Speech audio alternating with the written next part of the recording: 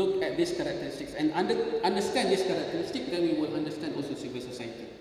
The positive characteristics of civil society are the following: independent, dia tidak berpihak, dia berkecuali, is independent of the positioning of political parties, is independent of the positioning of government.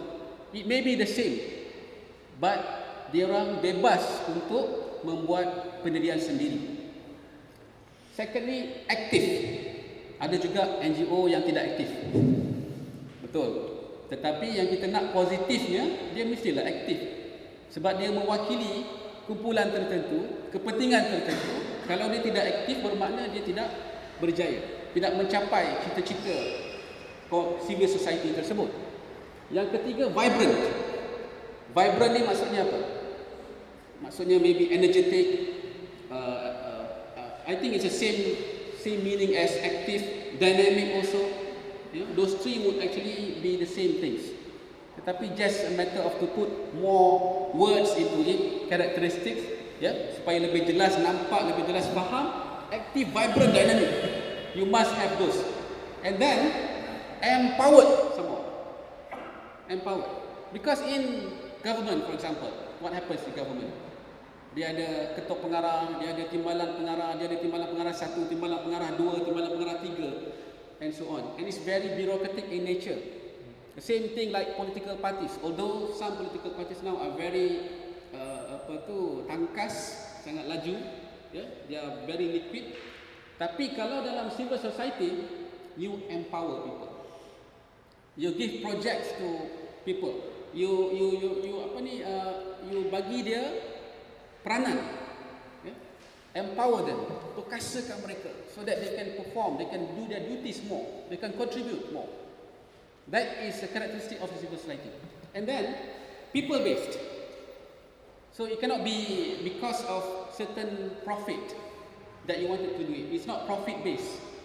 It's actually people based. Kalau misalnya we're talking about Satuan Taman, people based, anti-dengue. Why do you do it? Because you want to ensure the health of the people. It's not because of money.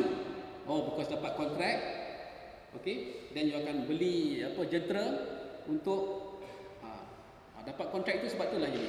So that clouded the civil society ni. Kalau government dia akan buat macam tu. Kenapa you all pergi sembur asap ni kat rumah? Kami buat kerja. That's our work. But in civil society it's different. You do it because it's people based. Interest of the people is first, is the priority. Enhancing change. It is not just about being there as a civil society, tapi dia mesti boleh have impact to change. But there are also negative characteristics, and we have to be aware about this as well. Satu ialah diverse.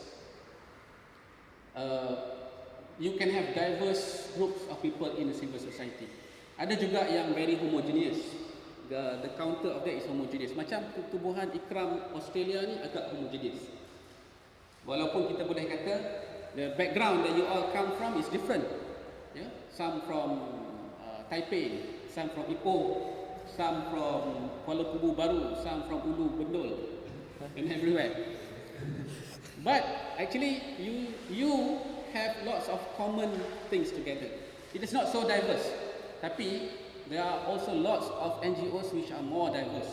For example, macam I mentioned today also, Gabungan Bertindak Malaysia. You have Hindu people there, Indian people there, you have Chinese people there, you have many religious groups there. It's very diverse. And that, not to say it's negative per se, tetapi itu menambah kompleks lah, menambah complication. Tetapi kalau berjaya, if you manage to actually harness the diverse groups together, that's very powerful. Very, very powerful. When it comes to Malaysia especially. Okay? Unable to influence change. Betul. Certain NGOs, they feel very hopeless, helpless. Because buat apa pun tak ada perubahan lah. Dia hantar memo, 10, 20 memo pun, they don't care. Dia tak layan pun. Okay? That's negative, but it actually strengthens the civil society. Because why? They never give up. They never give up. Because dia kata, tak apa, satu tak jalan, kita hantar dua. Dua tak jalan, kita hantar tiga. Tiga tak jalan, kita serbu dia. We ambush them. That's what I did last time. We ambush Pak Lah in parliament. One of the ways. Because it doesn't work. Okay? So, it is kind of negative. Tetapi if you turn it positive, then you are able to influence change. Limited resources, mana ada duit? Ikram Australia banyak duit. People say Ikram ni kaya. Betul ke? I tak tahu. Yeah, we are rich. People say. Actually no. Kita banyak buat sumbangan, you know, from our own pocket money. Kumpul. Somehow or the other, there's fun. You know. But of course you can also get sponsor. Just like what Maskar did lah. Lots of sponsorships kan. Yeah? So they are able to actually do it. But generally speaking, NGO sebenarnya tak ada duit. And sometimes also you don't have enough resources. People tak cukup. So end up, Syed Ibrahim lah. That's why many hats. Seorang lah, you see seorang je kan. Tetapi the strength there, because of limited resources, you are lean and you are mean. You are lean and you are mean. Maknanya within, walaupun resources tak cukup sikit, tapi change, influence that you make was very impactful. So dia punya output, wow, insyaAllah. So this is, we need to turn this into positive characteristics. Weak leadership is also related to weak leadership sometimes, because NGO ni dia macam tak ada tempat dalam dalam perubahan, seolah-olahnya macam tu. You must either be in government or political party or maybe in business, but not in civil society. You can't make you can't show your leadership through civil society, because somehow or the other tak nampak where you can position yourself.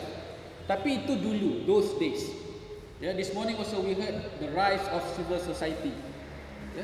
Development maknanya banyak perubahan telah berlaku. Teknologi, social media, that makes it even easier actually for NGOs to present themselves better.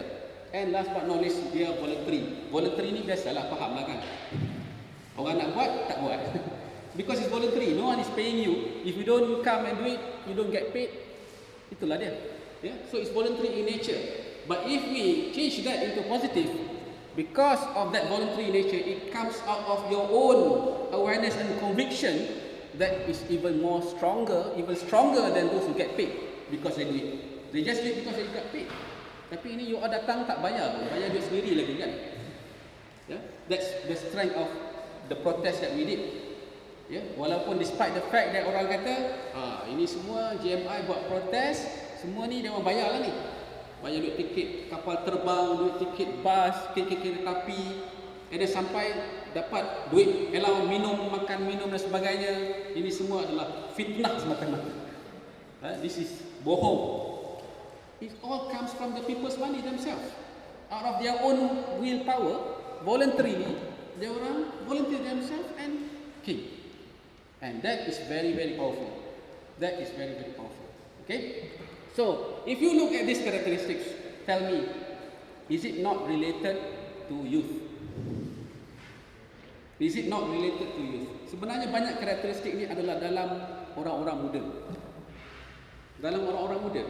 Tetapi pakcik, as orang senior, bukan orang tua orang senior, kita dapat saham terbias daripada orang muda. Bila nampak karakteristik ini, nampak pada orang muda, kita pun rasa macam orang muda. Kita pun rasa macam orang muda. And we know we can do it. We can make change. So these characteristics are within you all. It is associated with youth, directly associated with youth. You have the energy, the vibrancy, the dynamism. So this is actually one of the important role of civil society.